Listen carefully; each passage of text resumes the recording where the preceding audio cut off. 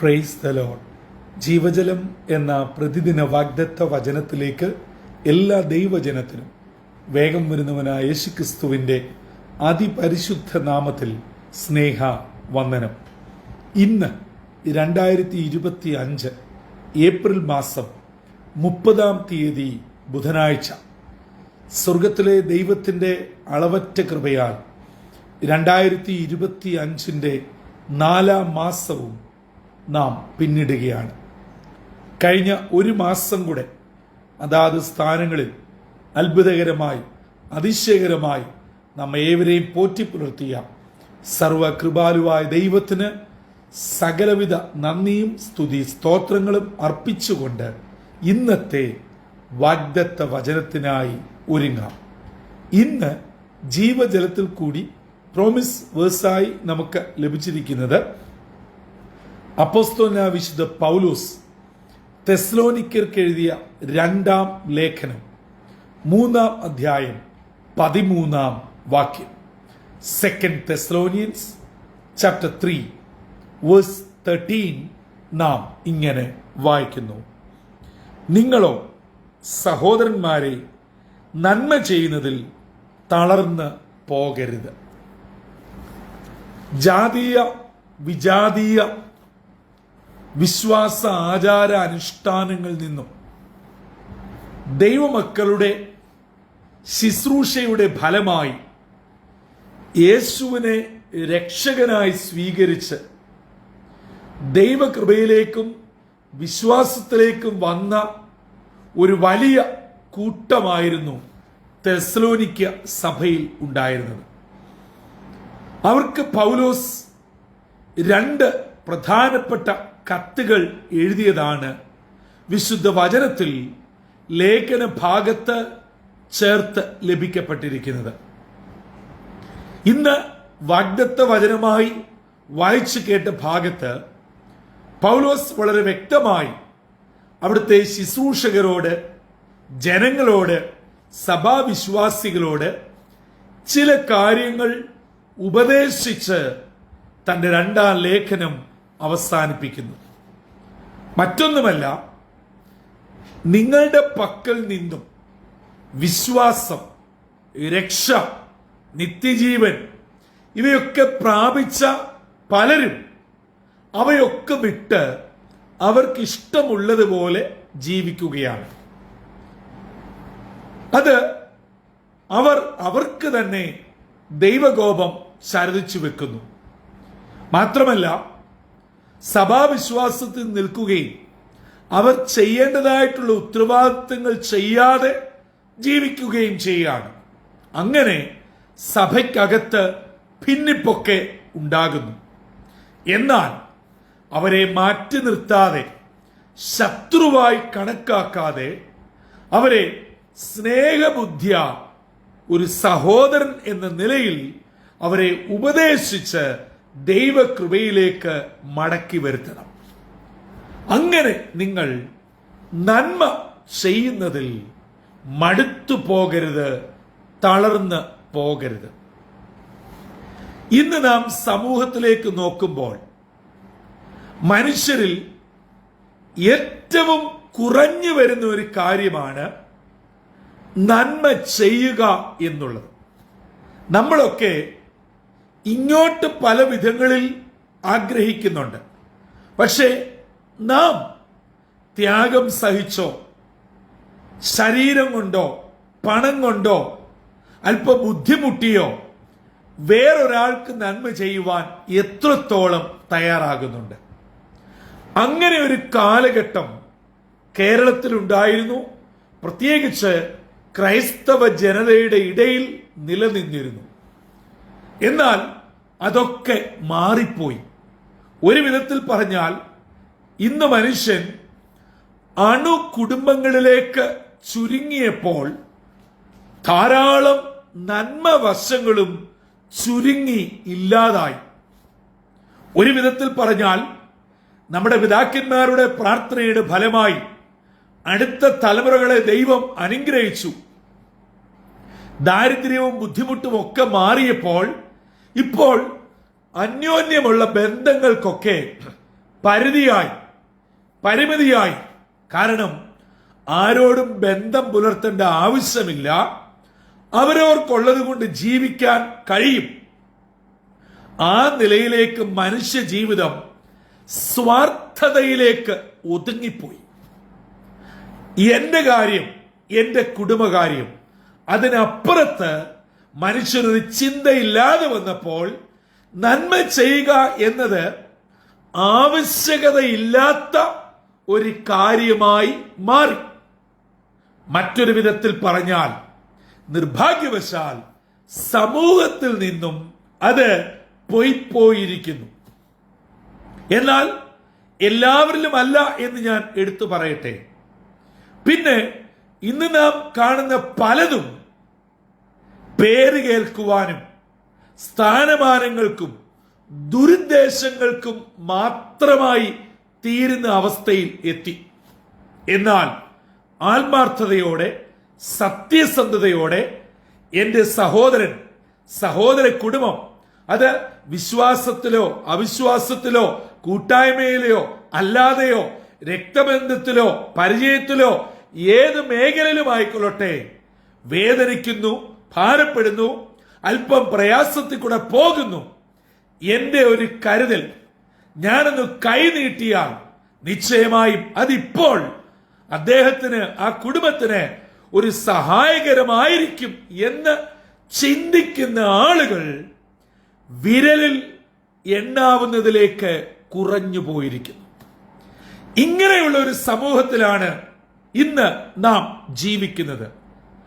അങ്ങനെയെങ്കിൽ ഇന്നത്തെ വാഗ്ദത്ത വചനത്തിന് വളരെ പ്രസക്തിയുണ്ട്. എന്നെ കേൾക്കുന്ന മാതാപിതാക്കളെ, നമ്മളുടെ കുഞ്ഞുങ്ങളെ പരോപകാരികളായി വളർത്താം. മറ്റുള്ളവരെ സ്നേഹിക്കുവാനും കരുതുവാനും പങ്കിടുവാനും അവരെ പറഞ്ഞ് പഠിപ്പിക്കാം. നാം അവർക്ക് നല്ല മാതൃകകളാക്കി തീരുവാൻ നമ്മളെ തന്നെ സമർപ്പിക്കാം. അതുകൊണ്ട് നന്മ ചെയ്യുന്നതിൽ നമ്മൾ ആരും മടുത്തു പോകരുത്, നിർത്തിക്കളയരുത്, പിന്മാറരുത്. അതെ, ഇന്ന് 2025 ഏപ്രിൽ 30, ഈ വർഷത്തിന്റെ 4ാം മാസവും നമ്മെ വിട്ട് കടന്നു പോകുകയാണ്. ഞാൻ ചോദിക്കട്ടെ, കഴിഞ്ഞ ഒരു മാസം നന്മ ചെയ്യുവാൻ അനവധി അവസരങ്ങൾ നമുക്കുണ്ടായിരുന്നു. എത്ര പേർക്ക് നാം നന്മ ചെയ്തു? നമ്മളെ കൊണ്ട് പറ്റുന്നത് നമ്മൾ എത്ര പേരെ സഹായിച്ചു? പലപ്പോഴും നമുക്ക് ഒരു ബന്ധവുമില്ലാത്ത ആൾക്കാരെ കുറിച്ച്, ആ വ്യക്തിയുമായിട്ട് യാതൊരു പേഴ്സണൽ റിലേഷൻഷിപ്പും ഇല്ലാഞ്ഞിട്ടും നാം എത്രമാത്രം ഗോസിപ്പ് പറഞ്ഞു, അനാവശ്യം പറഞ്ഞു, പല വേണ്ടാത്ത കാര്യങ്ങൾക്ക് കൂട്ടുനിന്നു. നമ്മൾ ചെയ്യേണ്ട കാര്യങ്ങൾ പലതും ചെയ്തില്ല. ആരാധനയ്ക്ക് പോയില്ല, കൂട്ടായ്മ കൂടിയില്ല, വേദപുസ്തകം വായിച്ചില്ല, വിശുദ്ധ കുർബാനയിൽ കർത്തൃമേശയിൽ പങ്കുചേർന്നില്ല, പ്രാർത്ഥിക്കേണ്ട സമയത്ത് പ്രാർത്ഥിച്ചില്ല, കുടുംബ പ്രാർത്ഥന നടത്തിയില്ല, വ്യക്തിപരമായ പ്രാർത്ഥനയിൽ നാം വീണുപോയി അഥവാ ചെയ്യാതെയിരുന്നു. ഇങ്ങനെ അനവധി കാര്യങ്ങൾ നാം ചെയ്തില്ല. പക്ഷേ വേണ്ടാത്തത്, ദൈവഹിതമല്ലാത്തത് നാം ഇന്നും ചെയ്തുകൊണ്ടിരിക്കുകയാണ്. അതുകൊണ്ട് അവരവർ സ്വയം വിലയിരുത്തുക. നന്മ ചെയ്യുന്നതിൽ ഞാൻ തളർന്നുപോയോ? പലരും ഇന്ന് ചെയ്യുന്നത്, ഞാൻ ചെയ്താൽ എനിക്കെന്താ ഗുണം? എനിക്ക് ഇന്ന ആൾ, ഇന്ന കുടുംബം ഒന്നും ചെയ്തില്ലല്ലോ, പിന്നെ ഞാൻ എന്തിനാണ് ചെയ്യേണ്ടത്? അതിന്റെ ആവശ്യമില്ല. ഇത് പുതിയൊരു തത്വ സംഹിതയിലേക്ക് വന്നിരിക്കുകയാണ്. പ്രിയ ദൈവമക്കളെ, ഒരാൾക്ക് നന്മ ചെയ്യണമെന്ന് മനസ്സിൽ ആഗ്രഹമുണ്ടെങ്കിൽ എന്ത് പ്രതിഫലം കിട്ടുമെന്നോ, ആ ആൾ എങ്ങനെയുള്ള ആളാണെന്നോ, എനിക്ക് അദ്ദേഹത്തിൽ നിന്നും ഏതെങ്കിലും വിധ ബെനിഫിറ്റ്സ് ഉണ്ടായിട്ടുണ്ടോ എന്നും ഭാവിയിൽ ഉണ്ടാകുമോ എന്നും നോക്കിയല്ല ചെയ്യുന്നത്. മനസ്സോടെ നമ്മളങ്ങ് ചെയ്യുകയാണ്. അതുകൊണ്ട് ഇന്ന് ആരെങ്കിലും നന്മ ചെയ്യുന്നതിൽ മടുപ്പിൽ നിൽക്കുന്നവരുണ്ടോ? പ്രിയ ദൈവമക്കളെ, നിങ്ങളുടെ ആ മനസ്ഥിതി, ആറ്റിറ്റ്യൂഡ് മാറ്റണം. നമ്മൾ ഇങ്ങനെയുള്ള ആറ്റിറ്റ്യൂഡ് പുലർത്തിയാൽ ദൈവം നമ്മളോട് എങ്ങനെയുള്ള നിലവാരത്തിൽ ഇടപെടും? അവരോട് ചിന്തിച്ച് നോക്കിക്കാട്ടെ. നമ്മള് ഒരു പരിധിയോളം ക്രൈസ്തവ ജനത എന്നും ഏറ്റവും കുറഞ്ഞ 2 പ്രാവശ്യം അല്ലെങ്കിൽ 1 പ്രാവശ്യമെങ്കിലും പ്രാർത്ഥിക്കുന്ന പ്രാർത്ഥനയാണ് കർത്താവിന്റെ പ്രാർത്ഥന. നമ്മളത് ദൈവത്തോട് എഗ്രി ചെയ്യുന്ന ഒരു കാര്യമുണ്ട്. അപ്പാ, ഞങ്ങൾ ആരോടെങ്കിലും ക്ഷമിച്ചാൽ മാത്രം അവിടുന്ന് ഞങ്ങളോട് ക്ഷമിച്ചാൽ മതി. ഇത് ഞാൻ എൻ്റെ വാക്കുകളിൽ പറഞ്ഞതാണ്. ശരിയല്ലേ? അങ്ങനെയാണെങ്കിൽ നമ്മൾക്ക് 1 പ്രാവശ്യമെങ്കിലും ദൈവത്തിൽ നിന്നും ക്ഷമ ലഭിക്കുമോ? വളരെ ഗൗരവമായി നാം ചിന്തിക്കണം. അതുകൊണ്ട് എനിക്കെന്ത് ഗുണം കിട്ടും, ഭാവിയിൽ എന്ത് പ്രയോജനമുണ്ടാകും എന്നുള്ള ഇൻപുട്ടും ഔട്ട്പുട്ടും നോക്കി ഇന്നത്തെ ബിസിനസ് ചിന്താഗതിയിൽ നന്മ ചെയ്യുവാൻ നാം മുതിരരുത്. മടുത്തു പോകാതെ നിങ്ങളോ സഹോദരന്മാരെ നന്മ ചെയ്യണം. നമ്മളെ കൊണ്ട് പറ്റാവുന്നത്, അതെ, ഒരാൾക്കൊരുപക്ഷെ ഒരു ഉപദേശമായിരിക്കാം, ഒരു വാക്കായിരിക്കാം. ചില സമയത്ത് 1 കോടി രൂപയേക്കാൾ എത്രയോ മൂല്യമുള്ളതാണ് നിങ്ങൾ സ്നേഹത്തോടെ, ആത്മാർത്ഥതയോടെ ഒരു വാക്ക് സംസാരിക്കുന്നത്, ഒന്ന് കരുതുന്നത്, ആ ചുമലിൽ കരമൊന്ന് വെക്കുന്നത്. സഹോദര, താങ്കൾക്കൊരു പ്രയാസം വന്നാൽ ഞാനും എൻ്റെ കുടുംബവും ഒപ്പമുണ്ട്, എന്റെ പ്രാർത്ഥന നിങ്ങളോട് കൂടെ ഉണ്ട്, വിഷമിക്കരുത് എന്നൊന്ന് പറഞ്ഞാൽ ആ വേദനയിലിരിക്കുന്ന ആളിനെ കുടുംബത്തിനുണ്ടാകുന്ന ആത്മവിശ്വാസം, ധൈര്യം, മുൻപോട്ട് ജീവിക്കുവാനുള്ള ശക്തി എത്ര വലുതാണെന്നറിയാമോ? അങ്ങനെ കടന്നു പോയവർക്കേ അതിന്റെ ബുദ്ധിമുട്ട് അറിയുകയുള്ളൂ. അതുകൊണ്ട് മറ്റൊന്നും നോക്കണ്ട. പൗലോസ് തെസ്സലോനിക്ക സഭയോട് പറഞ്ഞത്, ഈ മാസത്തിന്റെ അവസാന ദിനമായ ഈ ബുധനാഴ്ച രാവിലെ ജീവജലം കേട്ടുകൊണ്ടിരിക്കുന്ന ഓരോരുത്തരോടും പറയുന്നു, സഹോദര, സഹോദരി, താങ്കൾ നന്മ ചെയ്യുന്നതിൽ മടുത്തു പോകരുത്.